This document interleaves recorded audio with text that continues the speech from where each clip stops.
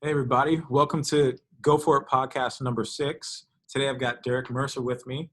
And just for a quick introduction, Derek Mercer has had an impressive career starting with computer hardware and networking, transitioning into entrepreneurship, and ultimately he's led entire companies.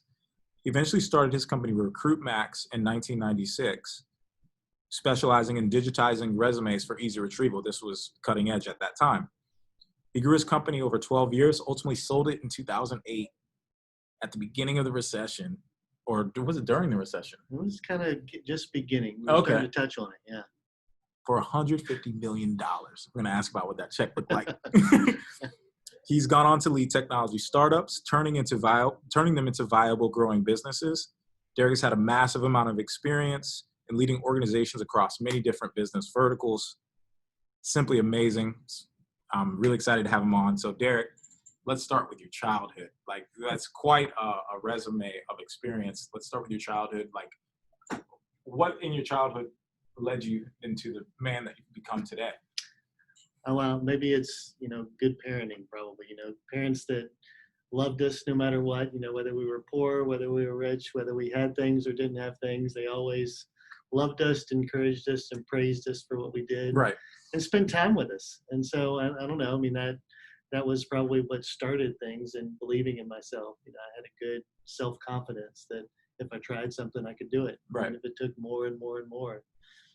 So as a child, mom said I used to take everything apart, see what made it work, Yeah. and put things back together, sometimes successfully, most of the time successfully, I would say. But I had that insight that I wanted to know how things worked, Right. And see if I could learn something from it and maybe make something better from it. That started early on. However, in school, I was bored. I didn't do very well at all. I mean, I would barely pass. I would miss all the days you could possibly miss to go surfing. Okay. Just so I could, 9 days you could miss without getting an F, and so I could miss one day every week in a 9-week period. And I missed every day. I missed one day every week to go surfing. So I did what I wanted to do, and I found things I liked and I enjoyed them. But as far as entrepreneurial goes, even back then, so when I was 14 or 15, my granddad would pick us up, me and my brother, and we'd go work construction. My dad would take us after school, even later on, where we'd have to go cut like 10 yards. I felt like he cut 1 or 2 yards during the day, and we cut 10 between when school got out till we got over. He'd give us like $7 or something, and we'd work our asses off. So that was, we learned the power of hard work, and that we did not want to do that the rest of our lives. Wow. Both me and my brother. Right. Being a yard dog, as they called it, where you're cutting grass and trimming, is hard business in the summertime here in Florida. Right. But that was entrepreneurial, right? We just wanted to work. We had to buy our own things. A lot of times if we wanted nice clothes, more than one pair of jeans, we had to come up with the money ourselves. Our parents just didn't have the money back then. So we just kind of find ways to do it. And I did have parents that stayed together, are still together, and encouraged us. I think that made a good base. Do you think so? I think that's a big thing, especially with people in regards to having like a go for it mindset. I think the foundation of that personally, I think it has to do with that self-confidence. Do you think, because you've in fact interfaced with a lot of people over the years, Mm-hmm. Do you think that is the primary thing holding them back? Is that their lack of self-belief? I think that does hold you back, because it takes a lot to step out on your own, or even step out with a partner. You're taking a lot of risk and failure. And failure can be very scary. Right. Especially when you can get a job where you're just getting paid. You come in and do your job and you get a paycheck. You don't have to think about as much where that money's coming from, who's going out there to get it. When you're doing it on your own, yes, you might have a cool product, or you have something, a good idea, but you don't have somebody that's writing you a check every week. Or every month or every year. You actually have to go get each check every time. And so I think seeing that from my dad, cut grass, and so he had to earn it every time. And he would get what we call a subscription now, where people pay you every month. That was not everybody. Most people paid him. Some people paid him in food, would give him chicken. Okay. Right? Or give him, I remember somebody gave him a lobster one time. It's like, it's crazy, right? What you get. But he was bringing it home. Okay. Eat, right? Wow. We had a garage full of all kinds of stuff people would give him. Yeah. And Dad would take it. So you learn that, and you see that as you're growing up. My aunt, she had a staffing business at the time, and that was my dad's sister. And my grandmother, who was their mom, was entrepreneurial in the fact that she was working for a staffing company doing nursing while they were growing up and even while we were really young. So entrepreneurs, my granddad, he started his own construction company. My uncle started his own construction company. There's a lot of entrepreneurism for me to see right there in my own family of people stepping out on their own. And so it wasn't as scary probably for me seeing that there were so many people right there around me that were doing it. Right. And not that I talked to them much about it, it was just seeing it. Right.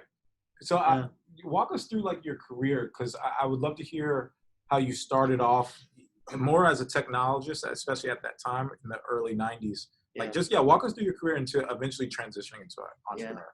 Well, I think, early on, I got married at 18 or 19. Me and my wife, we met right after high school. After about a year and a half, we got married. I was going to the junior college here in town with my, stellar career of making C's. I was able to get into junior college. And at the time, it was just, you're taking the basics. But I took one class while I was there that had spreadsheets, had Lotus 1-2-3, WordPerfect, and DBase 4. And from that one class and that one semester, something in me got lit up. Okay. On this spreadsheet thing. The database didn't click. You had to do a ton of work to get 2 to add to 2 to get to 4 in database. In the spreadsheet, you just had a cell and a cell, and you could say this cell plus that cell, show the total. And anytime I changed the cell, it would update the number. And so I could just see the possibilities of how the pluses and minuses, the sums, the if, the D values, the D sums, all these different formulas could build, very complex spreadsheets. And that lit up in me. Right. So I was like, I want to be in this. I want to do this. I want to find somewhere. So I think I told you, Josh, before, I was working for a computer network company. What was it called? Computer something over off Phillips Highway. And I was in charge of incoming shipments, the new computers, which were mini computers. And in the old days, these big boxes that had 2 floppy drives in them and an 8088 processor, an 8086 processor. And so you could, I was receiving those in inventory at the beginning of the day, and at the end of the day, I would ship them out. So I had a good bit of time in the middle. Okay. That I went in there with the techs, and I just said, I want to learn to do this. You guys are behind. Y'all are having to get everything configured. Just show me. And so they showed me how to hook that up, and that was fascinating. So now I had spreadsheets that were just very cool, and I had hardware that was amazing that could make those spreadsheets do what they do. Right. And so I don't know. It just clicked. I mean, learning batch scripts in DOS, all the way to AIX and SCO Unix, learning the complexities of those and what they could do to allow networking and no-bell networking at the time. I was just eating it up. And college was, you had to take 3 months. You had to take a semester to learn anything. Right. And I was like, I can read these books and I can sit here and play with this technology. I can learn it in days or a week. Right. Yep. So the school got less important to me around technology, especially here in Florida. And I took like management classes. I took accounting classes. I took economics classes. I took these things that were more study based than computers. I could just do it. Right. You figure it out. That's how we, get better. So I did that for a period of time, just hooking up, you would introduce me to somebody, I would build you a network, I'd run the cables, I would run the operating system, I'd get all these computers set up just on the side, just as a side business while I was working somewhere else. Right. Doing spreadsheets. So I got a job at a staffing company and I was doing spreadsheets because I could link all their budgets and how they're doing compared to budgets. What year are we at this time? This is probably 1990. Okay. Around 89, 90, 91. And so Lotus 1-2-3 was really big, and Quattro Pro came out. Lotus is a spreadsheet software, spreadsheet. right? Yeah. Mm-hmm. Yeah, Quattro Pro came out to challenge Lotus 1-2-3. And it worked really good. You could then, the spreadsheet had grown so much where I could link one sheet to another sheet. Right. And another sheet. So I'm using it like a database. I'm storing information in here. This is reading from there. And I can build consolidations in all these different sheets. Right. So I got really good at that. And the funny thing is after I was doing that for a while and building these networks on the side, I ran across this guy, Mike Burton in town, who did consulting work for city and state governments, mainly in Florida. Okay. And I was selling him a laptop and I was helping get it set up. And he goes, I got this idea for the software. And I had programmed in DBase, a little bit of Fox Pro, a little bit of Visual Basic I'd learned on my own. And he says, what do you think about doing it? I said, I can do it. I mean, my programming was thin. Yeah, My yeah. confidence was high. And I think it was around because I was so confident in spreadsheets because I wrote so many macros Mhm. and I felt like I was programming to a certain extent, and I knew how the concept of programming worked.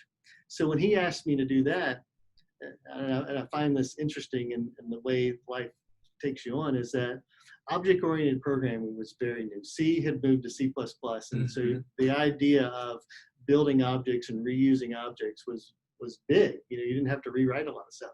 So when I started programming, really leaving FoxPro behind, I started programming in this language called Dataflex. Okay. And it was an object-oriented programming language with a 4GL, relationship database in it as well. And so I could build these tables and I could link these tables, which is a whole new concept at the time. Yeah. And identify what the relationships, the cascades, everything about them. And then I could write code where I could build this object that did this calculation, and I could call it anytime I wanted to call it. So I was like, this is awesome. I learned at the time where I didn't have to learn the old programming way, which was very linear. Okay. And I could learn how to build these Object-oriented. objects, and I could also deal with databases all in there, how we do it today, right? I didn't have to learn COBOL and all the old ways of doing stuff, which is how school would have taught me if I'd have went that route. Ah, right.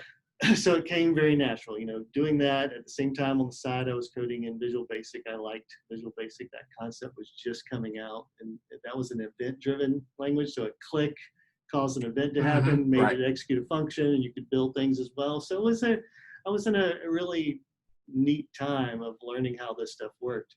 But I can tell you, building the programs for Mike around capacity planning for city and county governments, when a government has what we all know, firemen, policemen, they have parkland that they want to maintain.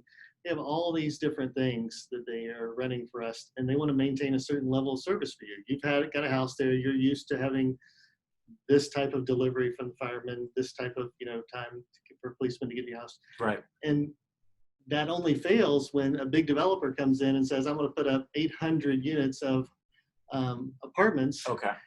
What's that going to do to the roadway system, our sewer plant, our water plant, that we don't have the capacity just sitting there for 600 or 800 people to come in, right? So something has to calculate what's that impact. Right. And so I wrote a program that would calculate the impact of that development on all these different things inside a city or county government. Oh, that's awesome. Okay. So it was very neat. And that was fun building that. So we had everybody from Orange County, which is the county Orlando's in, all the way down to City of Tampa, Tarpon Springs, Dade County. I mean, we had so many people using the software at the time. It was fun. And I think I told you earlier, Josh, it compiled into Unix, which I had it run in Unix in places. It compiled into Windows, and it compiled into DOS, and we had them all running. Right. But, kind of what you're learning with your business, once you do a project for Plant City, they really don't know many other developers. They were like, will you write this for us? Right. And so we went Yeah. from this system. I even had Plant City has the city-run cemetery. And they had cards on the shelf that were tracking who owned plots in paper. Okay. So he was like, can you write me a system? Yes, I can. Right. So now I knew who owned every plot, which ones were available, which ones were not. And they had a little system to run on their Unix box that they could track all their cemetery plots and what was available and everything. So it was one of those things. This where it is was pre-internet. like, this is Not pre-internet. like wide-scale internet. Yeah. Holy crap. Domesticated. Yeah. Yeah. So this was, 90s. And so as I lead up into, that was really me being a techie, right? I mean, I was working for people who were paying my salary to write cool code and stuff. Right. But while I was doing it, my aunt, who I mentioned before, who was entrepreneurial and had a little staffing company going, that little staffing company was blossoming. And so she was here in town growing it, and it was called ATS Services. And ATS Services, good size group, she was going to merge ATS with some other companies and create a company called AccuStaff and go public. So she was pulling off the ATS services side for her son and daughter. There was a franchise business. There was probably, call it 100 employees doing several hundred, maybe, I think it was several, over 1,000 paychecks every month for. Okay.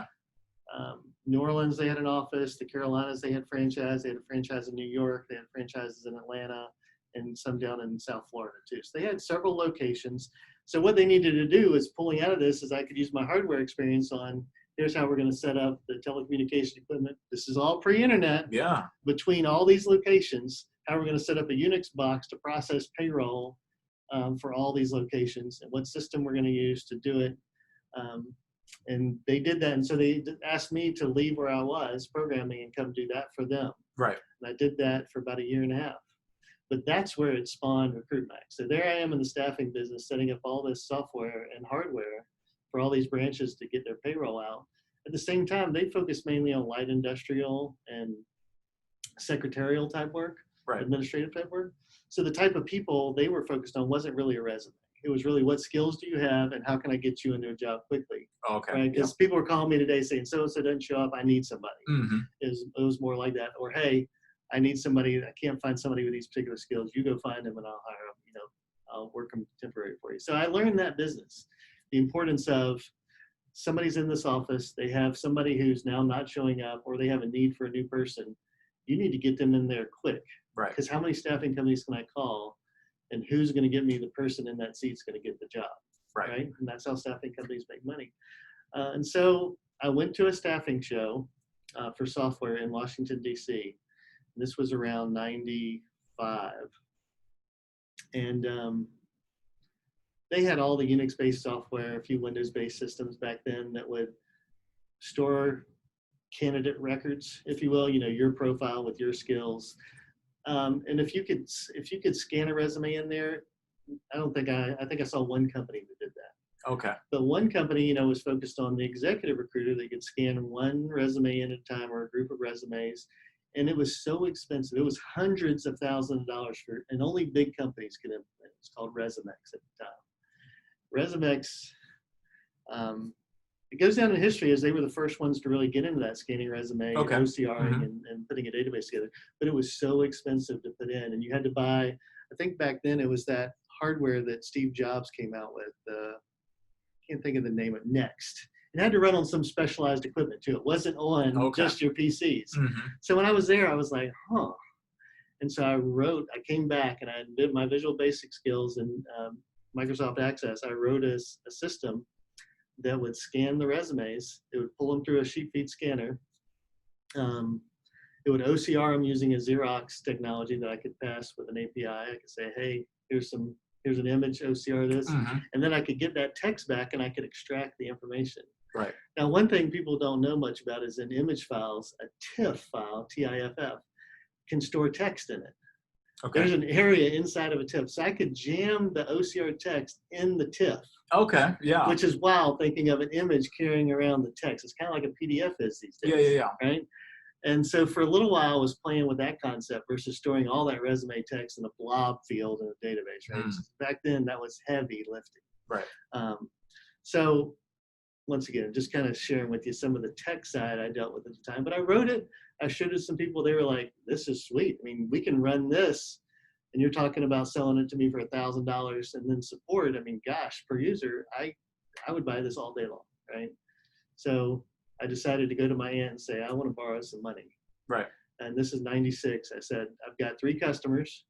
And if I could borrow $50,000. How'd you find those 3 customers at the time? So you went home, you built this thing. How much time did it take you to build it? It probably took 3 months to get a good MVP to show the resume scanning, storing in a database, and building a search tool to find them. Mm-hmm. So it probably took me 3 months working on the side, building that. And then probably 6 months to where I had a customer or 2 up and running, and then 3.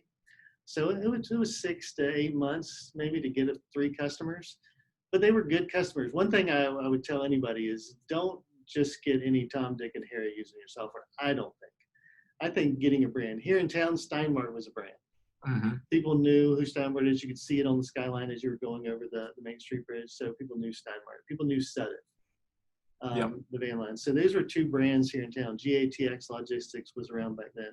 So I had these guys, and I got them from, where did I get them? I hired a friend of mine who was nothing but outbound sales, and he made several calls, would give me demos. Okay. And so it was getting in front of people. Mm-hmm. Yeah. And it was finding ways to show people, because it's not like we're doing here, Josh, where we just take this this laptop wherever we go. Right. I told you the story of New York, but it was here. I mean, I had a monitor, a 17-inch VGA monitor that was, yeah. it was a beast, right? And so you had to lug around like a giant piece scanner that had a feeder on it. So then scanners, yeah. big as well. And then the desktop computer. I had a handle I screwed onto it from so I could carry it easier, right? So I mean, I had these things plus the cables that hooked everything. Yeah. And the power I need. So if I come into your office to demo this isn't just sitting at your desk. I need space. Right. Right. So that's what we had to carry to go show somebody the software. Okay. Because like you, I mean, we were starting off. The office I had was probably 400 square feet, 300 square feet. Me and Angel and one other person fit in there. Yeah. It's an old motel room on A1A back then. Yeah. And I got a crazy story about that one if we get into it. But anyway, the whole idea of, a lot of space, big production to go show it off. Mm-hmm. So you had to wow them. You're bringing all this stuff in there that HR departments didn't have scanners. Right. Mm-hmm. So it was neat for them to give me one of your resumes. For right there, I can demonstrate. Oh, so this was magic at the time. It was like, this thing's going to go through a feeder. It's going to store it. You're going to see the image up on the screen. You're going to see the extraction. So you're going to sort of extract their name, address, telephone numbers, put those in fields. This is going to extract all their skills. You don't have to go through and read what they are. Right. It's going to put them in fields. So now I designed a screen that had a box here and a box here. Because think about this too. People didn't know Boolean logic either, like ands and ors and parentheses and all that. This wasn't that crowd. So I made a box on this side that had the skills listed, and you could drag them from one box to the other. And as you dropped it, your list changed right there, which is pretty neat. So I could say, show me somebody that knows databases, and boom, the list would show 50 people. Then I could say, gosh, who knows Microsoft? And I drag that over there, and just would filter again. I could say, in this zip code. Right. And they were just seeing this list going. I mean, that's actually impressive to this day. Yeah. I would say that, wow. It was pretty neat. So it was, and then the whole concept of if I had Microsoft there, I could drag one of the other things on top of it and drop it on it, and I actually would put that in a comma, and that would be like an OR statement. So they didn't have to think about it being an OR, it just was. Yeah. Right? So I had ands on a different line, and I had ORs on the same line, and that's how you dragged and dropped them. So it was an interesting concept that let them get where they needed. What made it really productive was when they got their list is what they could do from there. Is today we see a list of candidates and you check off what you want to do and you do an action on them. We had this in 1996 where you could check off the ones you wanted. You could say, I want to take this action on all these. Like I want to print them. I want to fax them. These are things you could do. I want to make a note on all these. I want to say this about each one of these. You could folder them. We had the concept of favorite folders or a cart back then. So it was neat. Experience, but getting these customers with brand names that loved us, that would talk of us. And when we got Steinmart, I ended up on the Jacksonville Business Journal. I think I was on the cover of that, with sitting in their office with this scanner with the head of HR and the lady that was going to be doing all. And that was one of your first 3 customers. Oh yeah. All from like the outbound sales, the guy just calling up places. The very first customer I had was my cousin, who, once again, it's funny how we were in the staffing business. He had started a staffing business in Atlanta.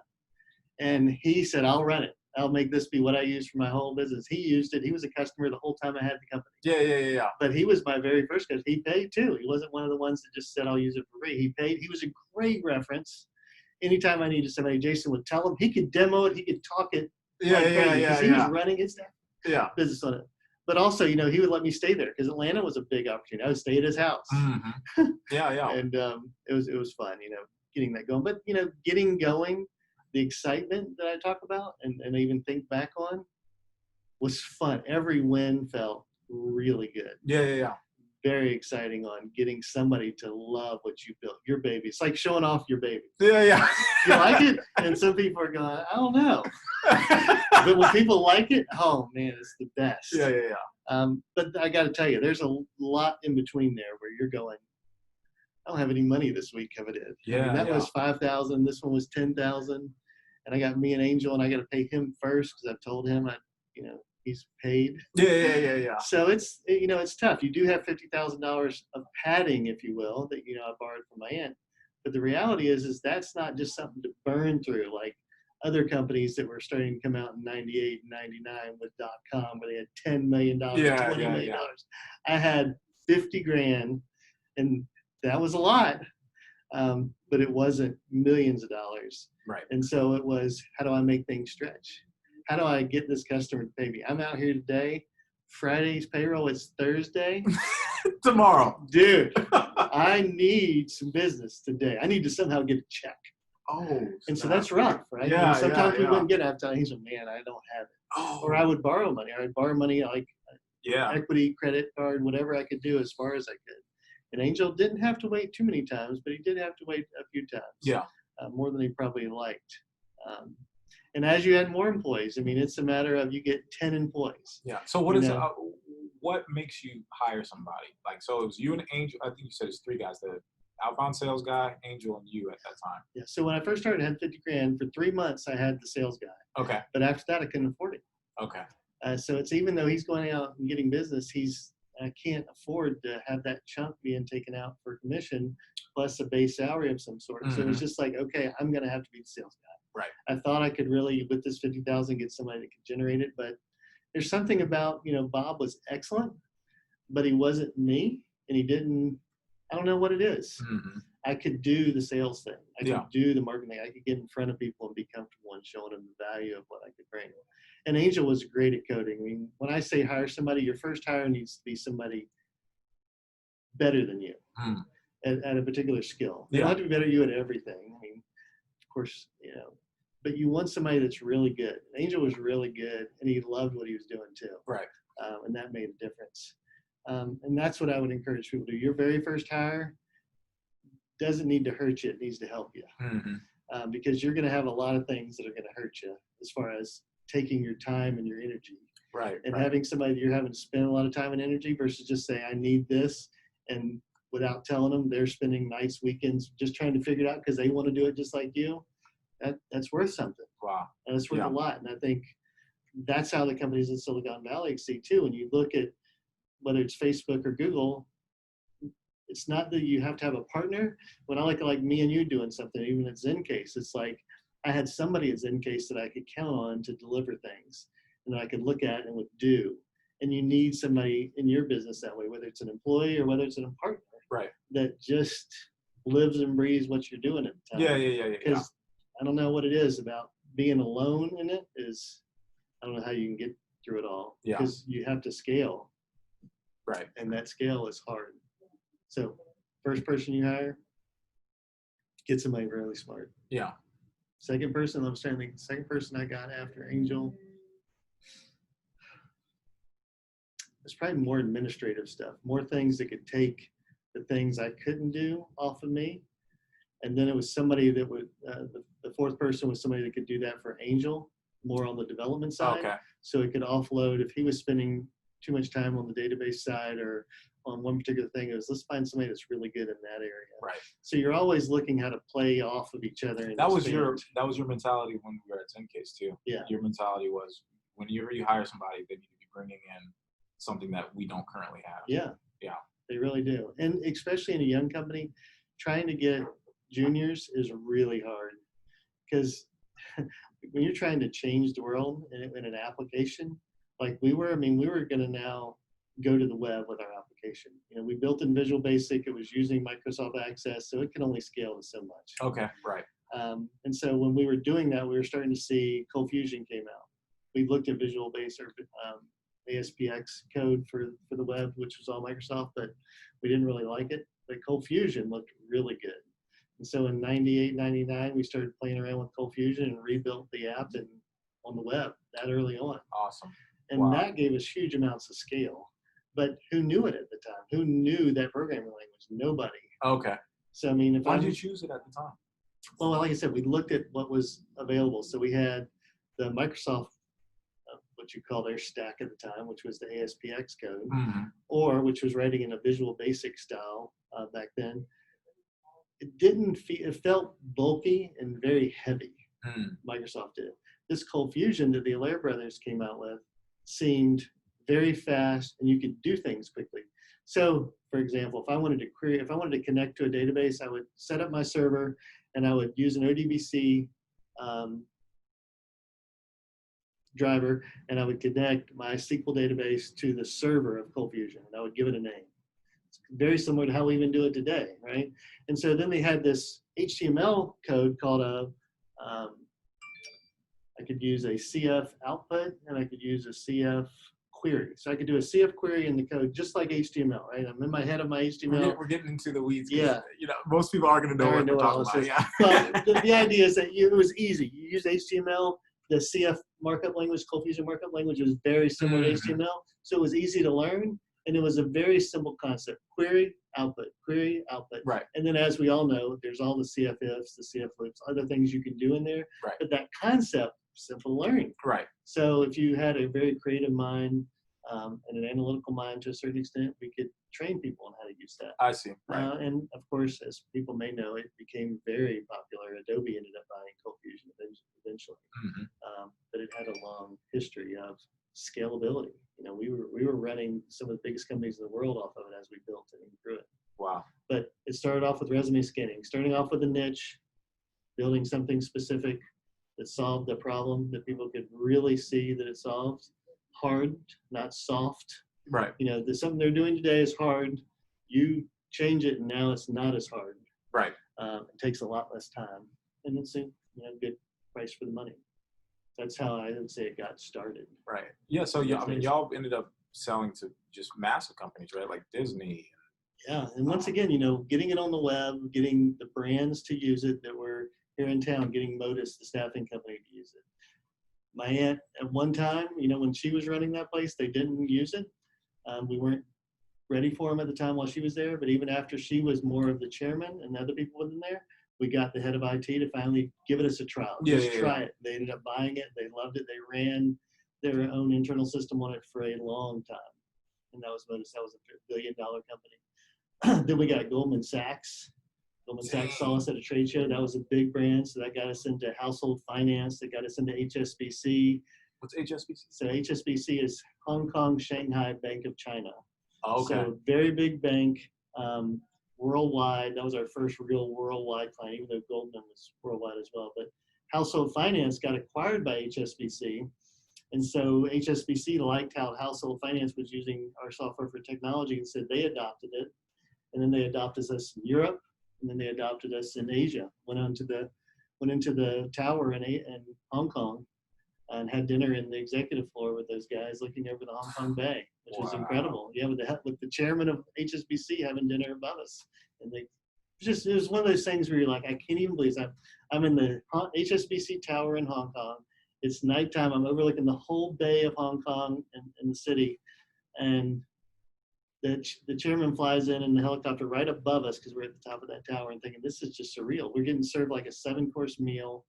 Wow, that is so with cool. our guys. And so it was just, you know, it's one of those things you're like, wow, this is where it's come. Yeah, so on the other side of the world. Tell us about the transition from you're a technologist, you built this thing, you're trying to make payroll with Angel, you're hiring people that are kind of shoring up your weaknesses. Well, how does that expand into now you're managing offices in Hong Kong? You had multiple worldwide offices, yeah, right? So we had a big office in London. That's the first place we went outside of here, and hired a great manager, Darren Jeffrey. Grew that to about 40 people there. Did about 8 to 10 million in revenue out of London, with big brands there. Had an office in Sydney, Australia. Had people working out of Singapore and Hong Kong. Trying to think where. Yeah, those are the two there. Had didn't have an office in the Philippines, but had clients in the Philippines. Traveled there with ING, who was a big client in the financial world. Yeah. But the transition to go from a couple employees in a garage, yeah, you know, or in a old hotel room as serving as an office, isn't a staged plan. It's, as the leader of a group like that, and as I said, you're looking for somebody who can do some things you can offload to and do them, you know, better than you were doing because you were spending time other places. Right. You know, you get somebody to start doing the accounting, you know, because you're spending time invoicing. Why do you need to spend time doing the invoicing, collecting the money? Right. When that's not something that's making your business better. So right. Get somebody to do that. When you're programming and you need somebody that just junior that can deal with the bugs that you're having to deal with, that's a good place to get somebody comfortable in your code and crank out small features that you're trying to add to the system. And just as you grow, I need somebody like I was doing all the training and implementation. So Right. when you're the go-to guy, you do sales, you do delivery, you do support, you're doing it all, right? You're coding the system. So you start offloading each one of these as you feel like you can find somebody. How do you know how to do that? Is it like just like a pain point? There's no knowing. Okay. I say you're getting overwhelmed in one of those areas. Okay. So Yeah, that's really is. As you go out and do the training, and you might find one area you like a lot, and you've kind of hang on to that one the longest. Right. Mm-hmm. But you're like, okay, this training and stuff takes a lot of time. You got to do a lot of prep, and you spend a lot of time socializing and not getting more business or building more product, which is where I was focused on. So I need to find somebody to do the training. Right. My cousin Sean, he was an outgoing guy. I'm like, I can show Sean how to do training. He can just follow me and he can do it. He did. He's great. Everybody ended up loving Sean doing the training. Yeah. But that grows from there. You know, you get more trainers, you get more implementers. I think you met Jim Lewis. You know, Jim Lewis, right out of college, knew programming, took some programming classes in school, but taught him to be a programmer. He ended up learning how to do implementations, which is sitting down, understanding what you're trying to do, how many, countries is this going to roll across, how many people is it going to affect in your organization, right. Writing out a plan, including all the integrations this is going to do, and then executing that plan and seeing it done. Jim still does that for Oracle now, who ended up acquiring Taleo, ended up acquiring us. So yeah, it's one of those things where, you find your pain that you're having and that you can give up without, feel like you're losing your product, and then just start doing that.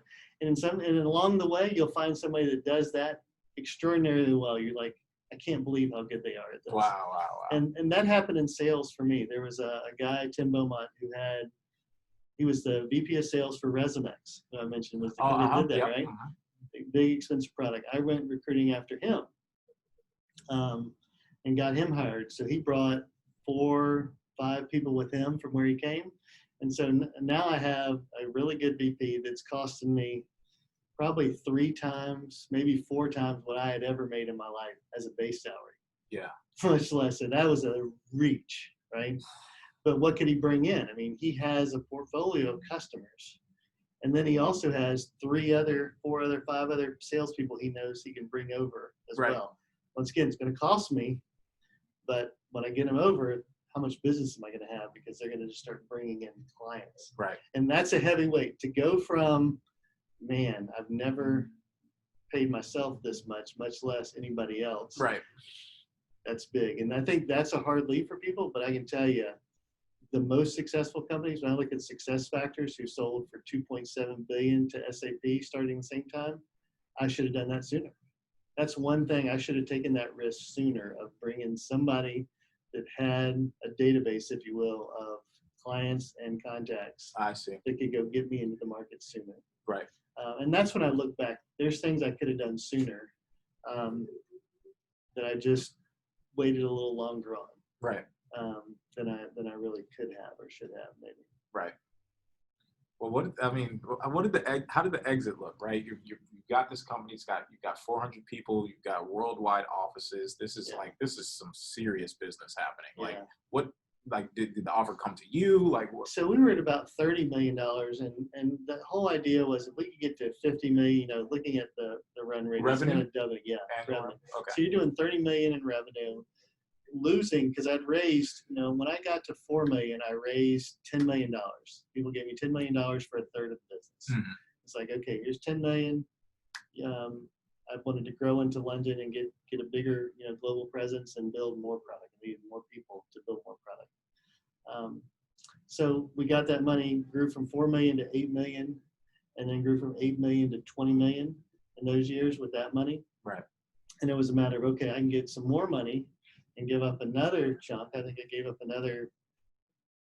30, gave up another, it was still under 50% with these guys. Raised another 10, so that'd be 20. Ultimately, I ended up raising 30, a little over 30 million. Mm-hmm. So that had to be 10, 10, and 10, I think is really how I got it.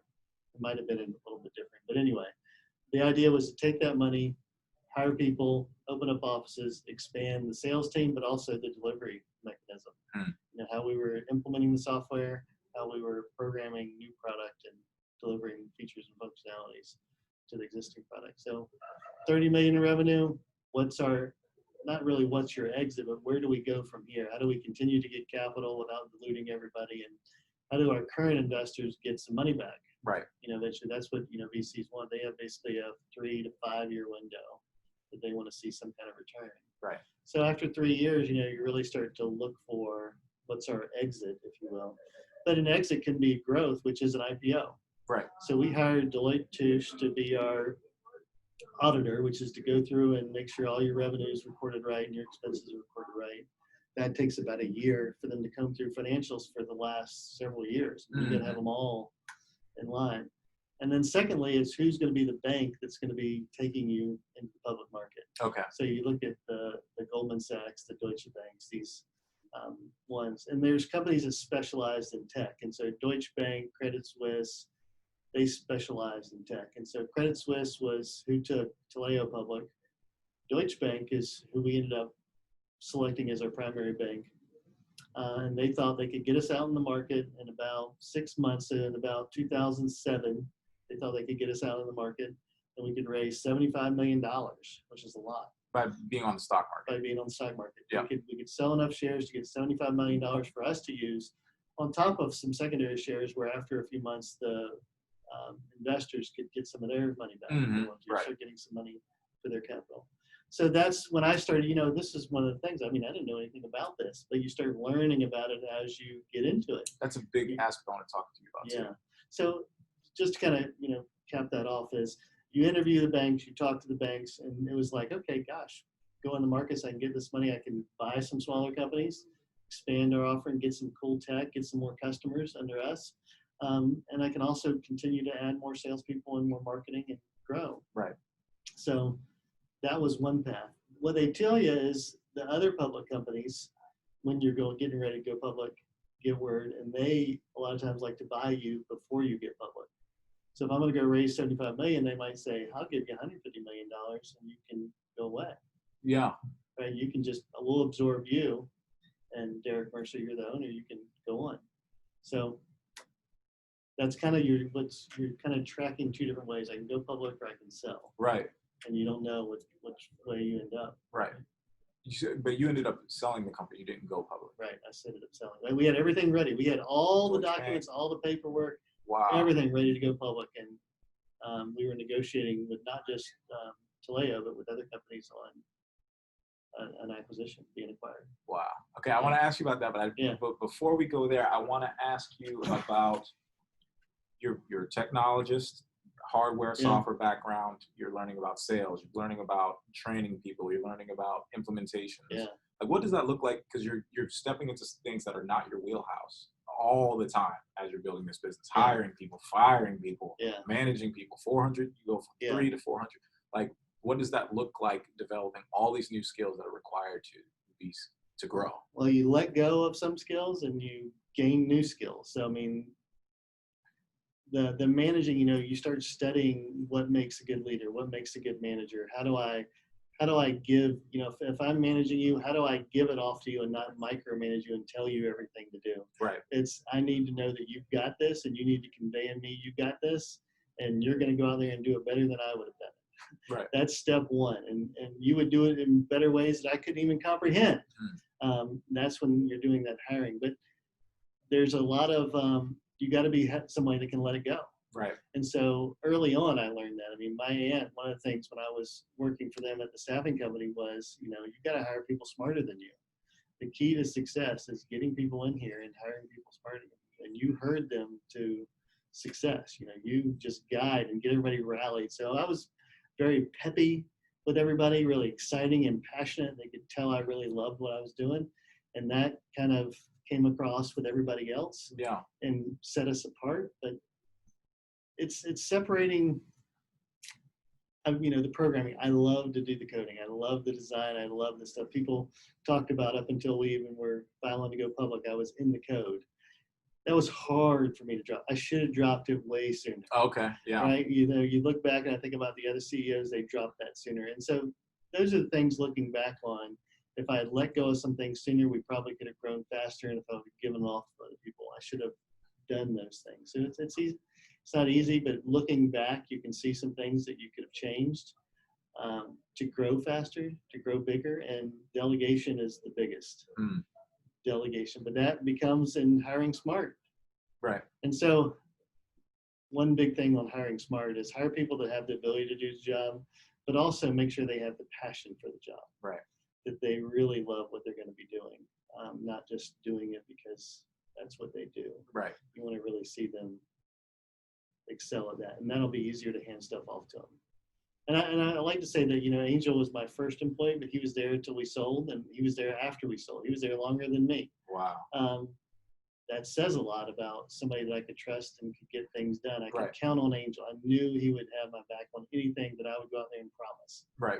And you find out too, right? Going out there and selling deals, you're like, I don't know exactly how I'm gonna get that done, but I know I can do it, right?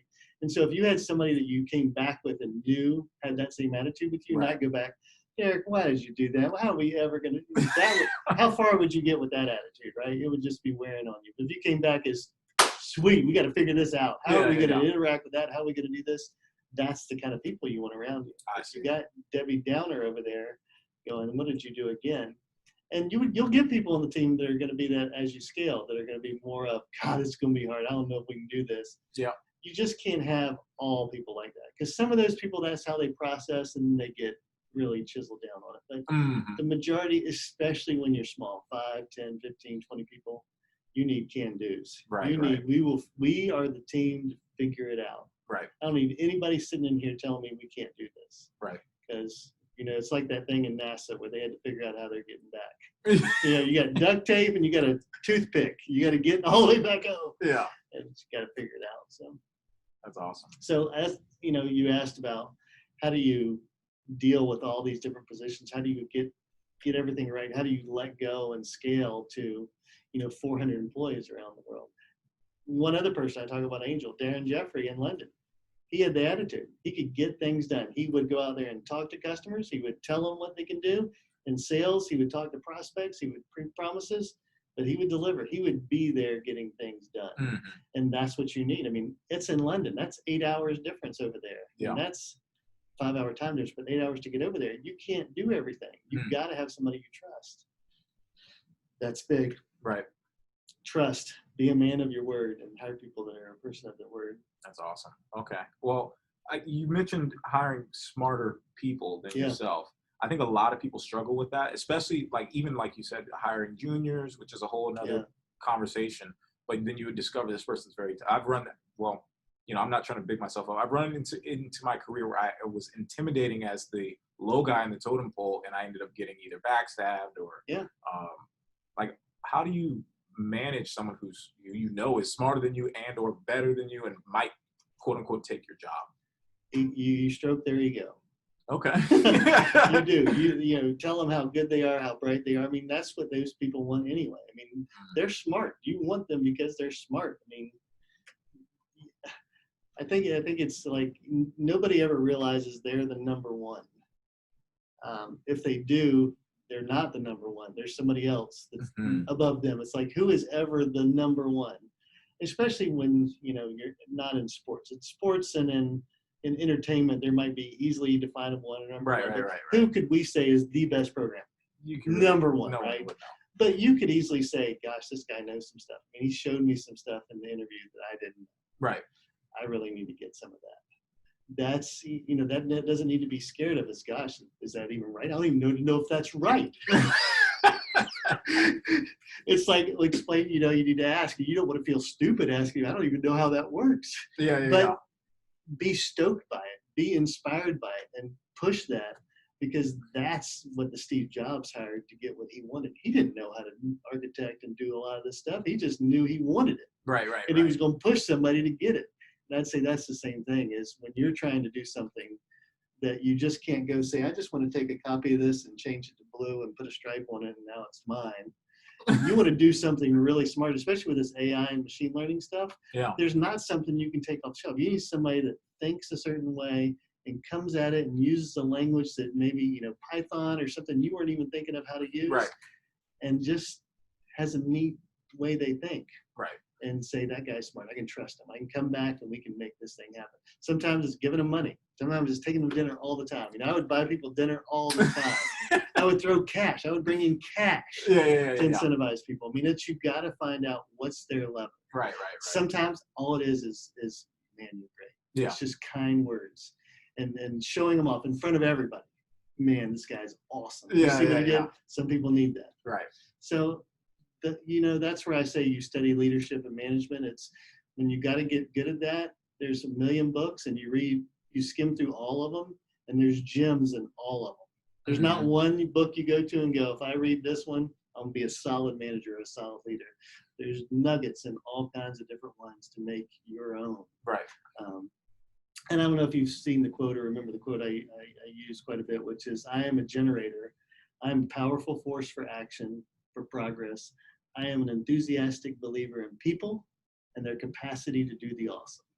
So having a mantra, something that when I'm around you, I want you to feel better about everything. I don't want to suck the energy out of it. I want to give it to you. I'm a generator. And so you get into that. I'm an enthusiastic believer in people and their capacity to be awesome. That's how I go into it. Yeah. I don't go in there thinking negative and this is going to be a drag. It's like, okay, let's figure this out. Right. Let's do this. Let's do something extraordinary. Right. Yeah, that's a good point. I had a friend that kind of talked. I had a huge software deal to start or equals, and it was way out of my league. I ended up landing the deal. I had a friend that I was talking to about it. He also has a software development agency, and he was kind of like really digging on me, like I was selling $9,000 projects for years, and here you are with this huge project, it's effectively almost like I didn't pay my dues, like he had. And it was tough. It made me question my friendship with that guy, and that weighs on you. That's not what you need around you, right? You don't need. There's enough negativity in the world, and in your own head saying I shouldn't be able to win this. Yeah. Much less somebody else trying to team up on that thought. Right. That's digging in you. Maybe I shouldn't even bid. Right. Yeah. So I got off the phone with that guy, and I before the call, I was like, I'm about to start this huge new project. It's just me. I'm going to kill this. And I got off the phone. I was like, can I do this? Like, did I bite off more than I can chew? Isn't it weird how I don't even think like that. Yeah. Our minds, though, sometimes when you're just about ready to go almost is when it wants to hit on you. Your mind is already doing that. When somebody actually throws something on it, it's almost like throwing gas on it. It's almost like it wants to just eat you up. Right. And that's why I said, early on, having other people around you that want to get excited about crazy ideas, because you're going to come up with some.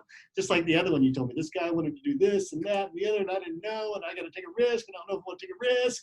You already got all that playing on you. If you came back and I was like, nah, I don't think you should do that, it would change everything. Versus, dude, that sounds awesome. Man, look at the opportunity there. It's not being a yes man. It's you have a quarterback that wants to run a play, and you're not saying, I'm not running that. Right. I'm going to haul ass down there and you're going to hit me. Yeah. So it's that way. It's somebody might want to be cynical and say that's just being a yes man. No, it's not. It's believing in the person that you're with. Yeah. And you're going to go make that happen. You're going to fail. Sometimes you're going to fail. Maybe more often than not. But dang, if you're not going to learn a lot trying to go get it. Right. My goodness. The things we did trying to make resume scan and OCR and extract. There were so many failures. You look like an idiot, but you get to some nice successes. Some other things. For sure. Yeah. All right. So you're engaged with Deutsche Bank. Yeah. And they've got this IPO package setting up. Some other opportunity comes up, $150 million. You're like, that's pretty sweet. Yeah. What does that exit look like? What did you take a huge vacation? Like, what did that look like? Yeah, it's crazy. I had, one offer that was all cash and it was $150 million. It's written on this. It's just written on a piece of paper. It's like, not like this, but it's a printed sheet. It's got the company's, I won't say who the company is, but it's got their letterhead and it's signed by the president and the CEO. And it's like, it's cash. I got Talay over here that's doing cash and stock. They're saying, we'll give you half cash, half of our stock. Okay. So I'm like, that's good too, because I believe the two will make us go up and we'll just be more valuable than $150 million. So it's like, ultimately, I was thinking, I like the Taleo company better. I think they're going to go further than this other company. And I think the employees I have would like that company better than that company. Okay. So it's not for me, because I knew as a CEO, there's not going to be two CEOs. I'm exiting. somebody's buying me and I'm moving on. But Yeah. a lot of my team and plenty of people are still there. But that was crazy, getting that check and knowing, gosh, I just got to work out these few things over the next 3-6 months and I'm done. Yeah. I'm done. I'm getting a huge check. Right. And a lot of stock sitting there in the stock market. So yeah, I mean, I think Taleo was publicly. Yeah. Okay. Taleo was Okay. publicly traded, Okay. Yeah. Taleo was, but all the companies that were going to acquire us were publicly traded. Okay. So it was, going on a trip. Yeah. My family felt like I've never vacationed with them. It's like we're going on a trip. So I don't know if you know, at the Atlantis Hotel in the Bahamas. Yeah. Uh-huh. So yeah, booked the suite down there. Yeah. My parents, my wife's parents, all of our family, my brothers, my sisters, all of their family. Oh, that's awesome. Okay. Yeah, we all went down to the Bahamas for a week, rented a boat, sailboat, went around, just had a great time. Yeah. Just, they didn't have to worry about anything. And we had it all taken care of. And so the kids were all young. My son was the oldest in our family at 18. He was just graduating high school. And the youngest was probably 2 of my youngest sister had, probably a 2-year-old or something. But so it was a huge range of people, but great blowout fun, food and enjoyment for us all. So how does that look like for your marriage in terms of you're building this business, it's going global, you've got these huge brands that are wanting to get involved, like, you still have to maintain your relationship with your wife. Like, how did that look like, maintaining that personal relationship? Yeah, well, I think it's, when you're there, you got to be there. So when I was home, with the kids and with her, I was there, not on my phone or doing something else. I coached my son's baseball team, hockey team. I was involved in a lot of their stuff. And I didn't work most weekends. I would say most, Saturdays and Sundays, I was going to be home. I was going to be doing something at the house. But Monday to Friday, you didn't see me a lot of the time. I mean, we'd work all the time, Monday, Friday. And I ended up traveling a lot, being gone for a week at a time, a lot of the time. Right. So probably in the latter years, it was more, it was harder on the family. But you got to have a wife that is in it with you, that's not constantly, my wife was in it with me. She knew what I was doing, and it was unique, and it was making us stand out and going to help us in the long run. And so even though she had to deal with the 3 kids all by herself a lot of times, and a hurricane's coming through and I'm in London, you got to deal with getting all the horses out of town. You got to deal with the dogs and getting everybody out of the beaches area. Yeah, she dealt with that, and she didn't like it a lot of times. Oh, yeah. But it wasn't one of those things of, we're going to divorce over it. It was just, it's hard. What am I going to do? I can't just leave because one part of the country has a hurricane. Yeah. And you're going to be fine. And, I hate to sound like that. It sounds crazy, but it's just a hurricane. But I had a true partner in my wife. We've been married now 32 years. So. Yeah. You got to have a partner. If they're not for you, even before you start, you're going to struggle when you're in it. And they got to be on the team with you. That's awesome. Yeah. Okay. Yeah. All right. So life after RecruitMax. Boom. You sell this thing. Atlantis, you bring the cousins, the distant cousins. Yeah. That's right. Everybody's coming. Yeah. Which is awesome. So what happened after RecruitMax? So did you take a big vacation? Did you do day trading in the stock? I'm sure you did something crazy. I did that too. I mean, so you always think, you got a lot of money in the bank. You think you can do anything. Yeah. And so, there were some stock ideas I had with pharmaceutical stocks and did good playing that. But it wasn't more like me playing the game. It was more I studied a few and ended up betting on one and doing something good with that. But not really the market. I had my money managed with Credit Suisse or with Goldman. And so I didn't really have to spend much time with it. I just had something where I could play. Yeah. But the real thing was, and I don't recommend this to anybody. I recommend people do not do what I did because it's too risky. Is for me, I bet on other people. So Darren Bounds, who runs Breezy, at the time he was working for me doing security. He was the head of security for us. But he had an idea to build this social networking platform in 2008 called ClickSet. And he needed, I think it was $500,000 at the time. Him and Charlie were going to start this. And they were 2 guys that worked for me. I looked at their business plan and said, this sounds awesome. I gave them, I put up $500,000. Well, we ended up needing $1.5 million before it turned to nothing. Dang. So Darren learned a ton. I learned a ton, but that's $1.5 million that went into an idea that was very cool. I mean, very cool. Yeah. But turned up being just nothing. Not partial return, not 50%. It was a zero. Yeah. And so for me, it was. I'm very hands-on. I'm naive, if you will, about people telling me what they're going to do. Mm-hmm. And so another opportunity came in front of me to invest, believing in the CEO and what could be done and how it could be done. Now, keep in mind, this is 2008, 2009. The market's down. Yeah. So even the stock I had was down. So if I'm selling some stock to do something else, I'm believing it's going to do better. Mm-hmm. But I made investments in companies that didn't turn around. Yeah. And so for me, the better thing and the better plan isn't trying to be a VC or a capital guy investing in individuals, because it's too risky. I mean, these guys that are VCs or investors, they bet on 100 companies, 50 companies, not 4 or 5, because it's too big of a risk of going zero. Right. If any one of those had been good, I'd have been great, but none of them were good. Right. Not one.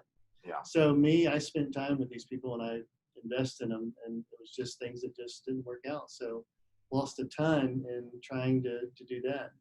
At the same time, I was consulting to companies like Tradeify, which had a good idea around the personality assessment to try to change that space that had been the same for years, kind of like the resume scanning space. And so for 2 years, I helped those guys nail down a business model, get some established clients, and they took off with it from there. They raised additional money themselves and are continuing to this day to grow. Went on from there from Tradeify, helped after Tradeify, helped HireVue. Helped HireVue do a little bit of their coaching platform with Mark, the CEO there. And then I went out to Ascendify in California, helped them a little bit there. And so it's really helping these entrepreneurs that had ideas to get a good base business model and then get some established clients and service the heck out of them and scale that business and grow. Right. And so even ended up after Ascendify out in California, coming back here, which is where I met you, Josh, at ZenCase, helping TJ build a law firm practice management system from really an idea, something you guys made that worked for him, wanting to turn it into something that could be a SaaS subscription model that could, easily turn people on, easily grow and scale and be a massive company. So got a very good, I think me and you built him a very strong base that he's now focused on selling. Yeah. He's pretty serious about it. So I believe that it'll work out. I mean, it's his vision. That's one thing, is when you're the CEO, it's your vision. You can bring on other people and you can, but until, like I told you, you really transfer that power to them, it's still yours. And so at any time that can change on the CEO. And, TJ had a different vision and how to do things than me and you did. And, I wish him all the best. It's a cool looking product. It's what he wants and thinks the market needs. And he's the attorney. So I hope it's successful. I wish him all the best in that. So it was fun building it, learned a lot of neat stuff with that, and got to meet you there. Yeah, for sure. That's kind of where I'm at now. And now I'm just really, enjoying, I love the design side of the product, building products, and the vision for how things should function in a workflow and a look and feel. And I love the sales and marketing side too, of capturing people and funneling them to what they need quickly, and having that be a good experience. So I'm looking to continue to do more of that. And at the same time, whatever comes my way. All right. Yeah, cool.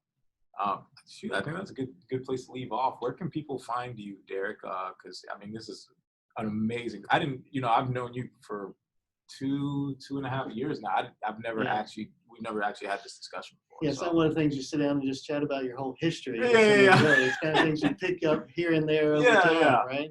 Yeah.